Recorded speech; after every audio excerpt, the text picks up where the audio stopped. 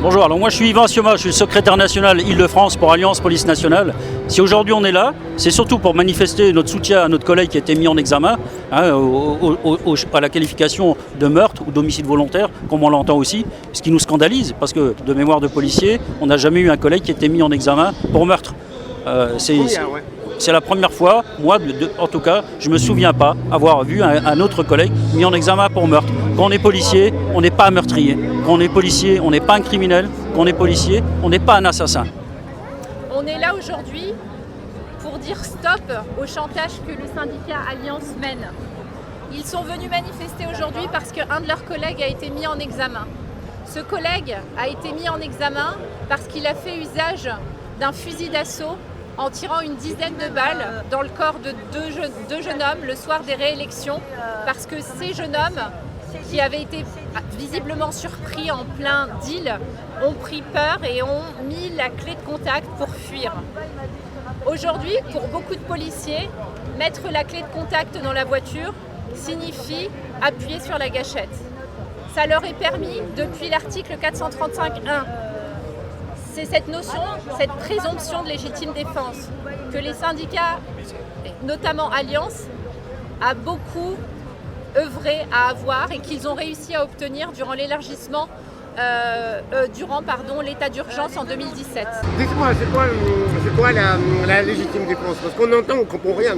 La légitime défense aujourd'hui, c'est très simple, c'est que les forces de l'ordre ont le droit de répliquer de façon proportionnelle, évidemment, et dans un temps qui doit être très court par rapport... Une fois que la justice avance, que le policier est mis en examen, je trouve insensé et honteux et même indigne et indécent même que des policiers se plaignent que la justice se mette en place. Si vraiment il n'a rien à se reprocher, si c'est normal d'exécuter les gens de cette façon, eh bien il n'y aura pas de problème. Donc je ne vois pas de quoi il parle. Ils ne sont pas hors la loi, les policiers.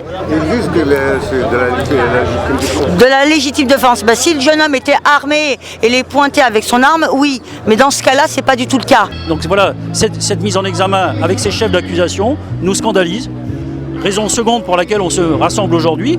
Et aussi pour faire entendre, on souhaite voir les textes évoluer et nous on souhaite par la suite avoir une présomption de légitime défense pour les policiers, notamment dans le cadre de cette affaire. Vous demandez une présomption, exactement, voilà, un changement des textes. Donc c'est pour ça qu'on alerte aussi le législateur là-dessus aujourd'hui. On souhaiterait se faire entendre par notre ministre, qu'il se fasse entendre auprès de son gouvernement, qu'il devienne notre porte-parole sur ce sujet, qui voit son collègue de la justice, est content de faire évoluer le texte dans ce sens-là. Ça éviterait qu'il y ait des policiers qui soient mis en examen pour de tels faits.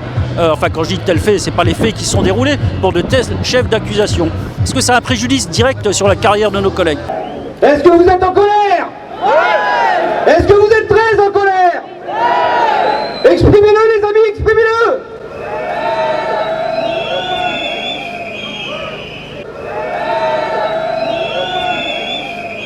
Une fois de plus, à travers cette décision et cette qualification, la parole du flic risque d'être remise en cause. Une fois de plus, l'un des nôtres se trouve sur le banc des accusés, sur le banc comme un meurtrier. Clémence, impunité, parfois laxisme envers les voyous, justice, souvent à charge pour les policiers. Voilà la vérité. Le signal d'alarme est tiré depuis bien longtemps, et avant toute perte de contrôle de la situation, proche de l'insurrection et du chaos. Et malheureusement, ce n'est pas une posture. C'est un cri du cœur que nous vous adressons aujourd'hui. Le policier ne peut plus travailler ainsi.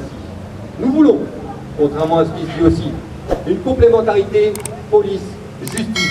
Mais force est de constater qu'une certaine frange de celle-ci ne le souhaite pas, par idéologie et dogmatisme. Puis effectivement, le métier de policier, il est de plus en plus dur, les conditions de travail sont de plus en plus difficiles et nous, on demande à ce que le gouvernement soutienne ces forces de l'ordre pour justement, si demain il n'y a plus de police en France, il va se passer quoi?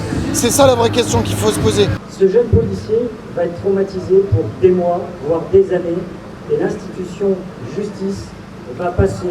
Et dans quelques jours, dans quelques semaines, nous, on aura oublié peut-être une partie de cet événement-là, mais lui subira les conséquences de ça pendant des années.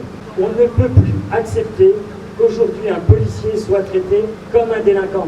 Comment peut-on accepter qu'un policier, quand il a fait l'usage de son arme, soit mis en garde à vue systématiquement.